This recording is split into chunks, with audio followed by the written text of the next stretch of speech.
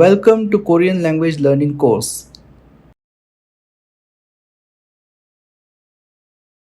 In our last lesson, we learned about the basic form of verb and we also learned about the verb ida, which means is. Now we will begin with other form of verbs. Last time we learned the verb ida, which is equality complement. That is, it describes A is B. Now let's take some examples and revise what we did previously. 이것은 책입니다. This is book. 저분은 기타입니다. That person is Gita. Now let's move on. The form piyumnida is a formal form of a sentence. Now we shall study the casual form of sentence making, which is ayo or oyo. So let's begin with the casual form of sentence making. This is actually a relation with the origin of how Hangul script is made. As I told you in introductory lesson that the Korean script was derived from the natural elements like sky, man, earth, etc. According to the Asian concept of yin-yang, the whole cosmos is maintained by the balance between the elements of opposite energy, the balance of negative and positive, earth and sky, fire and water, dark and light, men and women, etc. These pairs must maintain the balance between them.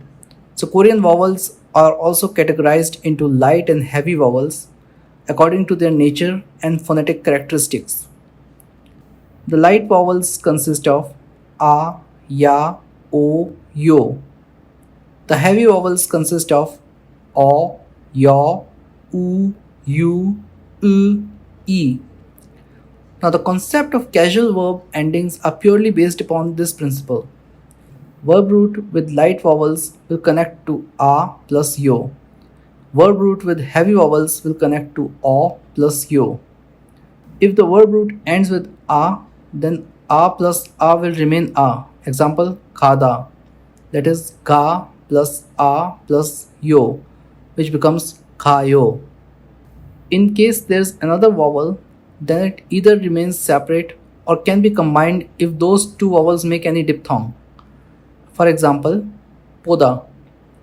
Po plus a plus yo. Poayo or payo.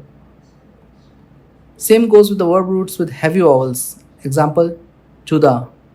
Chu plus o plus yo. Chu o yo. Choyo. The examples mentioned above were regarding the normal case of verbs. However, in Korean language, there are many irregular verbs that change in a particular manner other than the normal one.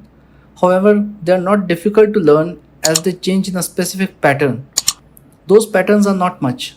So once you came to know a particular pattern, all those verbs belonging to that pattern will change in the same way. There are some verbs which change normally in formal piyumnida form but show different tendency to change in casual ayo or oyo form. Some verbs change normally in casual form but show different changing pattern in a formal form. The examples of those kind of patterns are given with explanations. Normal way to treat verbs in Korean language is to add piyumnida in the verb root if it is without pachim and sumnida if it is with pachim. This is the formal manner to treat verbs. Khada, khamnida, ida, imnida, mokta, 먹습니다. 봤다. 봤습니다. Consonants digat, shiot, jiat, chiat, thiat, and hiat on the place of second consonant in the verb root are pronounced as digat. And in that case, whenever those verbs are joined with sumnida, any of these second consonant will be pronounced as s. However, when second consonants are followed by vowels, they are pronounced as their own sounds as they adopt the sound of that vowel. For example, phat plus a, phada. If we are treating the verb in informal or colloquial manner, then we must see whether the vowel in the verb root is light, which is a, ya, o, yo, or heavy, that is o, yo, u, e, and accordingly put a, yo, or o, yo respectively with them. For example, oda, o plus ayo, wayo, chuda, Chu plus oyo, joyo. Mokta, mok plus oyo, mogoyo. Notha, not plus ayo, nohayo.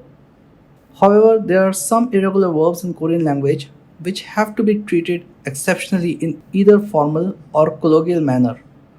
They may look complicated, but if observed carefully, each kind of irregular verb has its own pattern and a specific manner in which it has to be treated. Like when there is a real as pachim in the verb root, the verb is treated as a regular verb in colloquial form. For example, salda, sarayo, nulda, nurayo. However, when treated formally, the real in the verb root drops and replaced by nida directly. For example, salda, samnida, nulda, numnida.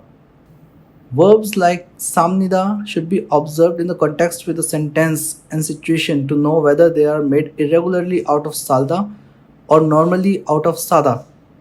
When the verb root ends with piyab as pachim, the verb is treated as regular verb in formal form. For example, oryapta, oryapsnida, arumdapta, arumdapsnida. However, when such kind of verb has to be treated colloquially, the piyab is replaced by u, which is a heavy vowel, and thus such verb always ends with u plus oyo, that is voyo. For example, oryapta, oryovoyo, arumdapta, arumdavoyo.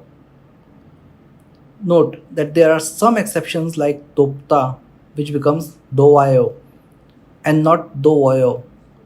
Some verbs with piyab in verb root as pachim are regular verbs and should be treated in normal manner like chapta, chabayo, chopta, jobayo. When the verb root ends with r without any pachim, and usually such verbs have two syllables both without pachim, real is added to the first syllable as pachim and r is changed according to the heavy and light vowel rule. This happens in colloquial form only. For example, morda, mollayo, chirda, chilloyo.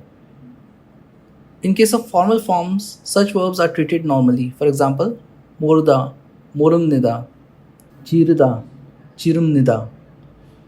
There are some exceptions like nullayo is not made out of norda but a regular verb nullada, which means to be surprised, and it is treated normally in colloquial manner. In case there is any consonant other than real in the verb root as second syllable with the vowel u, then the heavy and light vowel rule is applied according to the vowel in the first syllable and u is replaced by a or o accordingly. This is made when verb is treated colloquially. For example, aphda, aphayo, kipda, kipoyo. However, in case of formal verbs, such verbs are treated normally. Aphda, aphumnida, kipda, kipumnida. When the verb root ends with thigat as pachim, the verb is treated normally in its formal form. For example, tutta, tutsnida, kotta, kosnida. However, when treated colloquially, the thigat in the verb root drops and replaced by real. For example, tutta, turoyo, kotta, koroyo. Note that there are exceptional verbs with thigat as pachim in verb root which are treated as regular verbs in colloquial form also. For example, patta, padayo, mitta, midoyo. In case of the verb mutta, which means to bury or to ask, if it is treated as irregular verb, that is muroyo, it means to ask, whereas when treated as regular verb, that is mudoyo, it means to bury. In formal form, it is mutsnda in both cases. In the coming course, as we practice these verbs, they will get further clear in your mind. See you in the next class. Take care.